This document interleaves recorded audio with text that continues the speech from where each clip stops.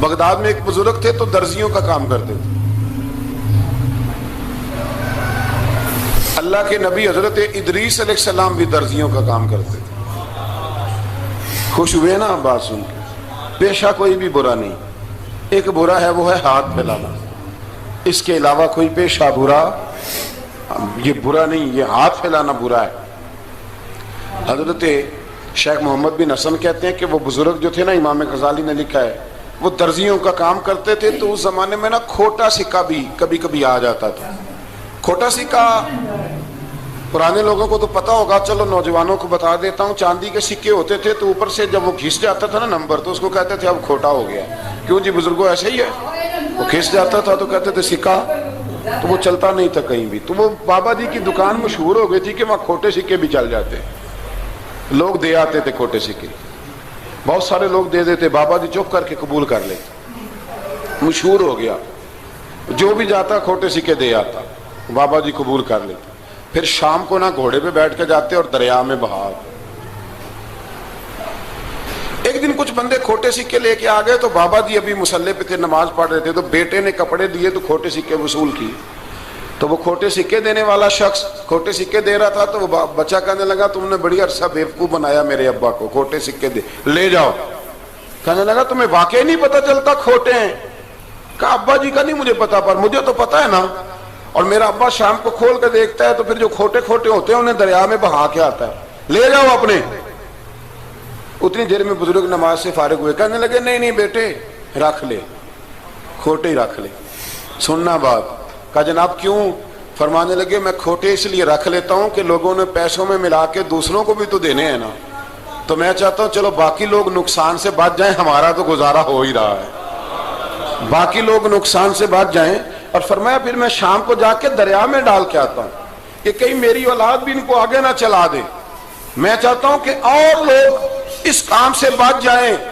درویش کہتے ہیں کہ جب اس بابے کا آخری وقت آیا نا تو جو اس نے جملہ کہا میرا کلیجہ پھٹ گیا. آخری وقت جو اس نے دعا مانگی تو فرماتے ہیں میرے اندر وجد اور کیف کی صورت پیدا ہو گئی. فرماتے ہیں ان بزرگوں نے اپنے آخری وقت دعا مانگی، اے اللہ میں نے ساری زندگی کھوٹے سکے قبول کیے تاکہ تیرے بندے شر سے بچ جائیں، تو یا اللہ تو بھی اس کھوٹے سکے کو قبول فرما لے.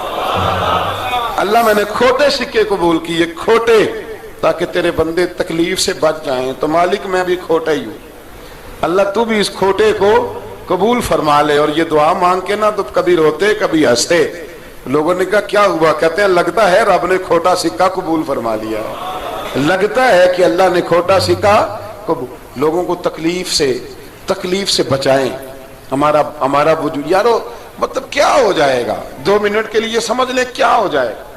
یعنی اگر آپ بڑے غصے سے باہر آئے اور پاپڑ بیچنے والے پہ آپ نے غصہ نکال لیا سارا، میں رات کی ڈیوٹی کر کے آیا ہوں تھکا ہوا ہوں اور تو پاپڑ بیچنے آ گیا، تم لوگ بڑے نالائق ہو بدتمیز ہو، آپ نے یہ سخت جملے کہہ دیے، چپ کر کے وہ آدمی معذرت کر کے گزر گیا. وہ تو سارا دن پریشان رہے گا نا کہ میری غریبی کا مذاق اڑا ہے. مطلب ہو کیا گیا، ہوا کیا اگر اس نے کوئی بات کر لی. اعلیٰ حضرت فاضل بریلوی کے خلیفہ تھے لاہور میں سید ابو البرکات شاہ صاحب رحمت اللہ تعالی علیہ. تو رات کو ایک شخص تراویح کے بعد حضرت سویا کرتے تھے. بہت سارے لوگ تو سو ہی نہیں پاتے رمضان کی راتوں میں، سو ہی نہیں پاتے، میں خود نہیں سو پاتا. اب تراویح سے اگر آپ 10:30 فارغ ہوئے تو 2 بجے اگر آپ کو دوبارہ اٹھنا ہے تو بیچ میں آپ کو کیا ملے گا؟ اگر آپ نے کچھ پڑھنا پڑھانا ہے، صبح درس دینا ہے، تو پھر تو آپ کے لیے بڑا اور یہ خاصا مشکل کام ہے، یہ خاصا مشکل کام ہے. آپ یقین کریں چند تفسیریں دیکھتے ہیں تو ٹائم بہت زیادہ ہو جاتا ہے. وہ پھر آگے سننے والوں پہ بھی ڈیپینڈ کرتا ہے ان کے مزاج مبارک کس طرح کے. سید صاحب رحمۃ اللہ علیہ نا عشاء کی نماز کے بعد تراویح پڑھ کے تو کچھ عبادت کی، کچھ مطالعہ کیا، صبح درس دینا تھا تو تھوڑی دیر کے لیے بوڑھے آدمی تھے، تھک گئے تو سو گئے. ایک بندہ نہ کہیں گیا ہوا تھا تو واپس آیا تو اس نے دروازے پہ دستک دی. تو سید صاحب کے بیٹے تھے، بخاری شریف کی شرح لکھی، بڑے عالم تھے سید محمود رضوی صاحب رحمت اللہ. رضوی صاحب کہتے میں نے دروازہ کھولا، میں نے کہا ہاں جی بولو. کہنے لگا جی میں نے سید صاحب سے ملنا ہے. مفتی اعظم پاکستان تھے وہ، لاہور میں حزب الاناف ادارہ تھا، سید ابو البرکات شاہ. میں نے حضرت صاحب سے ملنا ہے. تو کہا کوئی حکم ہو تو مجھے نہیں کہ میں نے انہی سے ہی ملنا ہے. یہ بھی بڑا مسئلہ ہوتا ہے, میں نے انہی سے ہی ملنا ہے. چلو ٹھیک ہے جی, انہی سے مل لو. تو کہتے ہیں اتنی دیر میں نا سید صاحب بھی اٹھ کے آ گئے. محمود کون آیا؟ تو اس نے کہا حضور میں آپ کا ایک عقیدت مند ہوں, تو میں کہیں گیا ہوا تھا تو ابھی واپس آیا ہوں, تو مسئلہ نا کئی دفعہ پوچھنا کرتا ہوں تو بھول جاتا ہوں, ذرا بات کی نزاکت کو دیکھنا, بھول جاتا ہوں. تو یاد آیا تھا تو میں نے کہا چلو ابھی پوچھ آتا ہوں, گزر رہا تھا یہاں سے. میں پوچھو. کہنے لگا جی پوچھنا یہ تھا کہ جس نے فرض جماعت کے ساتھ نہ پڑھے ہوں رمضان میں, تو کیا وتر جماعت سے پڑھ سکتا ہے؟ مسئلہ پوچھنا تھا. علامہ محمود رضوی صاحب کہتا ہے مجھے بڑا ہی غصہ آیا. میں نے کہا کہ پتہ نہیں کوئی اس وقت مشکل آ گئی ہے جو رات کو آیا ہے. کسی وقت انسان رات کو طلاق دے بیٹھتا ہے, کوئی ایسی بات ہو جاتی ہے تو عالم کے دروازے پر, یہ تو عام سا مسئلہ ہے, سویرے بھی پوچھ لیتا. اتنی تکلیف دی اس نے, کتنی بڑی اذیت ہے. اور ایسے ہوتا ہے, ہم نہیں احساس کرتے کہ یار تھوڑا سا دیکھ لیں, ماحول کو دیکھ لیں, طبیعت کو دیکھ لیں. مجھے بڑی اچھی طرح یاد ہے کہ میں نے ایک دفعہ نا ایک عالم سے مسئلہ دریافت کیا, وہ ہمارے استاد تھے, تو مجھ پہ ناراض ہوئے. میں بڑا پریشان ہوا کہ پوچھی تو میں نے دین کی بات تھی, تو استاد ہی ناراض ہو گئے. استاد واپس آیا تو یہ کہنے لگے تمہیں پتہ ہے میں شوگر کا مریض ہوں. میں بڑی تکلیف میں تھا, اور میں نے نماز کے لیے میں جلدی کیوں اٹھ کے چلا گیا تھا, میں نے ایک روٹی کھانی تھی, مجھے کچھ ہو رہا تھا. تو اب میں اگر تجھے انکار کرتا, دین کی بات تھوڑا دیکھ لیا کرو, مزاج کو سمجھ لیا کرو, تم سمجھتے نہیں, احساس نہیں پیدا کرتے.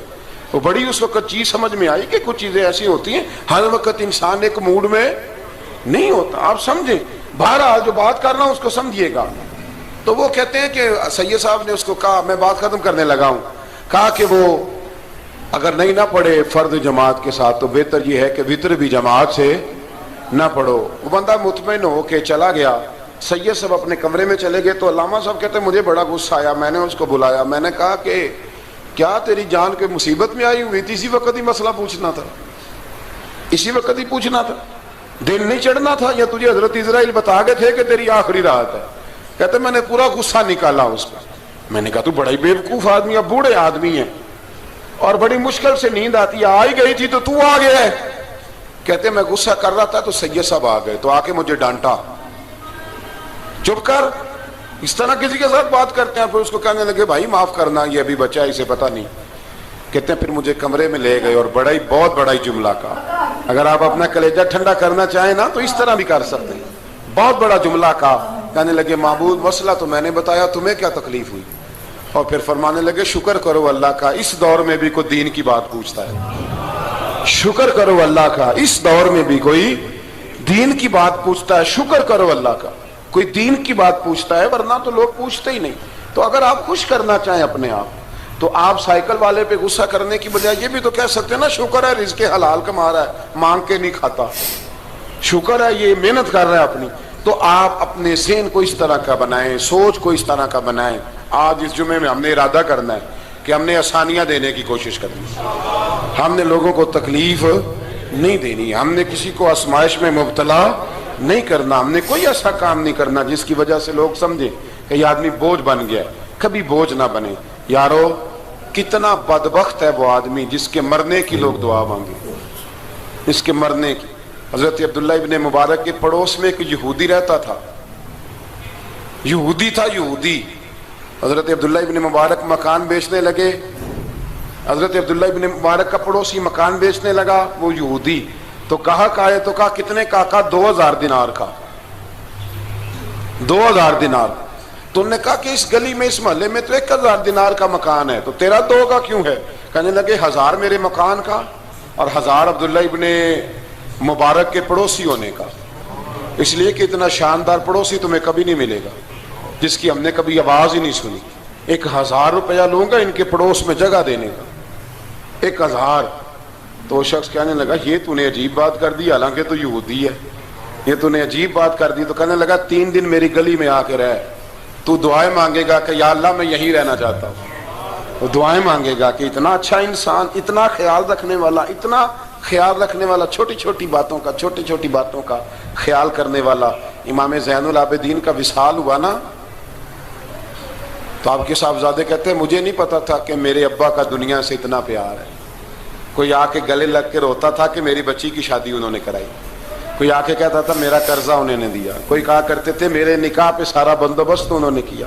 اکھاں جدوں مٹیاں زمانہ مینوں روے گا، اپنا تے اپنا بیگانہ مینوں روے گا، تے جدوں نہ میں دسیا میں خاراں نوں میں خانے وچ ایتھے جام ٹوٹ جان گے تے میں خانہ مینوں روے گا، کئی لک لک رون گے تے کئی بک بک رون گے، گلیاں دا ایانا تے سیانا مینوں روے گا۔ تو اپنی زندگی خیر والی بنائیں، کسی کا نفع کریں، کسی کا بھلا کریں، کسی سے پیار کریں۔ اور یارو چھوڑو مزدور بن جاتے ہیں۔ شیخ سعدی کہا کرتے تھے جب سے مخدوم بناؤں نا لوگوں سے خدمت کرانے لگاؤں مزہ ہی نہیں آیا۔ مزہ تو تب آیا ہے کبھی نانی کی خدمت، کبھی دادی کی خدمت، کبھی ابا کی خدمت، کبھی اس کی خدمت۔ کہتے ہیں وقت گزرا تو پھر استادوں کی خدمت، پھر اللہ نے موقع دیا تو پھر پیروں کی خدمت، اور کہتے ہیں میرا تو دل کرتا ہے میں مریدوں کی بھی خدمت ہی کروں، میرا تو دل کرتا ہے میں شاگردوں کی بھی خدمت ہی کروں۔ کہتے ہیں جو مزہ خدمت میں آیا ہے وہ خدمت کرانے میں یہ مزہ بھی لینے کی کوشش کریں۔ آج نا مخدوم بڑے ہی بن گئے ہیں، مخدوم بڑے ہی بن گئے، کس کس کی بندہ خدمت کرے؟ تو اس طرح کریں، کچھ خادم بھی تو پیدا ہونے چاہیے نا، کچھ خادم بھی پیدا ہونے چاہیے۔ مہمان خصوصی بڑے ہو گئے، کوشش ہونی چاہیے کچھ عام سے بھی مہمان بنے، عام سے بھی، جو خاص مہمان نہ ہوں، جن کا ارادہ ہو کہ نہیں ہم نے پیار ہی بانٹنا ہے۔ دعا ہے رب کریم کی بارگاہ میں اللہ خوبصورت دین پر خوبصورتی سے عمل